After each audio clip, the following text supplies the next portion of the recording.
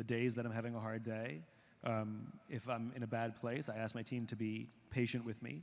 And it turns out the more risks that I took to be open, the more risks my team took to be open to me. So if I talked about a skill set I didn't have or where I suck, then they told me where they suck.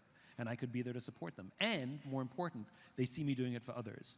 So are we yelling at people when they get things wrong? Or are we saying, all right, try again? Like, how are we responding when things go wrong? I remember I had a boss named Peter Intamaggio. He was the best boss I ever had in my life.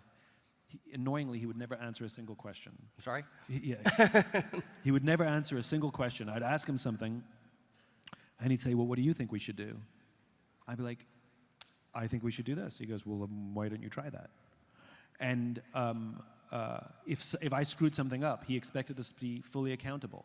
He expected us to walk into his office and say, I screwed up. And you never got yelled at. He said, okay, so what are you going to do to fix it? And because we didn't get yelled at, we were encouraged to be honest, and we were rewarded for being honest. In other words, he held space for us. He was supportive in us trying to fix something. We never feared for losing our jobs if we screwed something up, and I screwed some big things up.